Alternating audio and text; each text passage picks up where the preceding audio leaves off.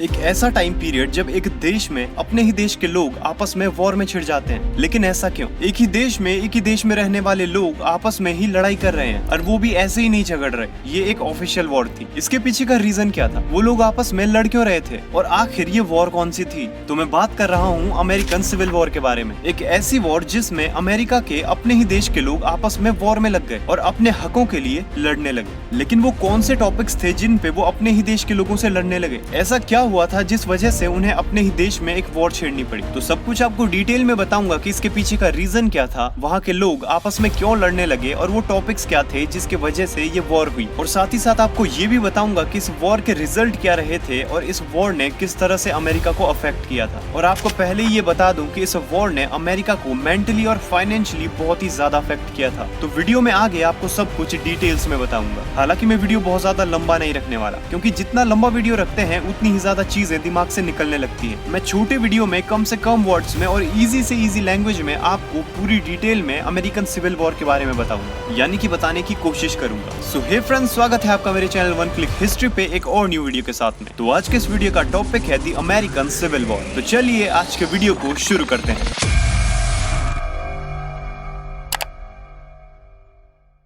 तो सबसे पहले तो समझते हैं अमेरिका के बैकग्राउंड के बारे में कि उस टाइम पर अमेरिका की पृष्ठभूमि के क्या हाल थे। तो ये बात है 19वीं सेंचुरी की, जब अमेरिका के उत्तरी और दक्षिणी राज्यों में कुछ संबंध ठीक नहीं चल रहे थे। अब बात ये थी कि जो उत्तरी राज्य थे वो तो बहुत ही ज्यादा डेवलप हो चुके थे, वहाँ पे इंडस्ट्रियलाइजेशन बहुत ही पीक पर था। लेकिन जो दक्षिणी राज्य थे उनकी इकोनॉमी अभी भी कृषि पर निर्भर थी। अब क्योंकि साउथ के लोगों की इकोनॉमी पूरी की पूरी एग्रीकल्चरल बेस्ड थी, तो इसी रीजन की वजह से वो लोग स्लेवरी को बहुत ही ज्यादा अप्रिशिएट करते थे। लेकिन उत्तर के राज्यों में ऐसा बिल्कुल भी नहीं था। वो लोग स्लेवरी को पूरी तरह से अपोज कर रहे थे, जो कि बहुत सारे रीजंस में से एक रीजन बनता है वॉर के छिड़ने का। अब हो सकता है कई लोग ये कहेंगे कि आखिर ये स्लेवरी क्या होती है, तो मैं आपको बताता हूँ। स्लेवरी कहते हैं दास प्रथा को। उस टाइम पर अमेरिका में बहुत ही ज्यादा दास प्रथा चलती थी। लोगों को दास बनाकर रखा जाता था और उनसे फार्मिंग कराई जाती थी। अब क्योंकि दक्षिण का जो एरिया था वो पूरा का पूरा फार्मिंग बेस्ड था, तो इसी वजह से वो लोग स्लेवरी को बहुत ही ज्यादा अप्रिशिएट करते थे। तो ये एक रीजन बनता है वहाँ पर सिविल वॉर के छिड़ने का। फिर टाइम आता है 1860, जब अब्राहम लिंकन अमेरिका के प्रेसिडेंट बनते हैं। तो फिर क्या था? साउथ के लोगों को उनका एंटी स्लेवरी स्टांस बिल्कुल भी पसंद नहीं आता। साउथ के 11 स्टेट अमेरिकन यूनियन से अलग होने का डिसीजन लेते हैं और अपना अलग संघीय राज्य बनाने का फैसला करते हैं। तो फिर क्या था? दोनों नॉर्थ और साउथ के स्टेट के बीच में वॉर छिड़ जाती है। फिर टाइम आता है 12 अप्रैल 1861, जब ऑफिशियली वॉर को अनाउंस किया जाता है। लेकिन ये सब होता है जब संघीय राज्यों की फोर्सेज ने फोर्ट समटर पर अटैक किया और इसी तरह इस वॉर की स्टार्टिंग होती है। और ये वॉर पूरे 4 साल तक चली थी, जो कि 1865 तक चली। और इस वॉर में नॉर्थ और साउथ स्टेट के बीच में बहुत सारी इंपॉर्टेंट वॉर्स हुई थी। तो उन्हीं में से कुछ वॉर्स के बारे में हम डिटेल से जानेंगे, यानी कि जो मेजर बैटल्स होंगी उनके बारे में हम डिटेल से जानने वाले हैं। तो इन वॉर्स का सबसे एक मेजर जो बैटल हुआ था वो था बुल रन का बैटल, जो कि जुलाई 1861 में हुआ था। इस बैटल में कॉन्फेडरेट फोर्सेज ने यूनियन फोर्सेज को बहुत ही बुरे तरीके से हराया था। और इस बैटल के बाद ये वॉर और भी ज्यादा इंटेंस हो गई थी। और इस बैटल के बाद जो सबसे ज्यादा सिग्निफिकेंट बैटल थी वो थी गेटिसबर्ग की बैटल। ये बैटल एक गेम चेंजर साबित हुई थी, क्योंकि ये एक डिसीजन बैटल थी और ये बैटल जुलाई 1863 में कंप्लीट हुई थी। अब ये बैटल गेम चेंजर इसलिए साबित हुई थी क्योंकि नॉर्थ ने इसमें एक डिसीजिव विक्ट्री हासिल की थी, यानी कि डिसीजन जो था वो नॉर्थ के हाथों में चला गया था। तो कुल मिलाकर इस वॉर को नॉर्थ ने जीता था। अब वॉर के बाद डिसीजिव विक्ट्री किसी के भी हाथ में गई, इससे कोई फर्क नहीं पड़ता, क्योंकि वॉर के टाइम पर दोनों ही साइड के स्टेट्स बहुत ही ज्यादा डिफिकल्टीज से गुजरी। नॉर्थ में जो फीमेल्स थी उन्होंने फैक्ट्रीज और हॉस्पिटल में काम करना शुरू कर दिया था, और साउथ में फूड शॉर्टेज और इकोनॉमी का डाउनफॉल स्टार्ट हो गया था। लेकिन ये चीजें यहीं तक लिमिटेड नहीं थी,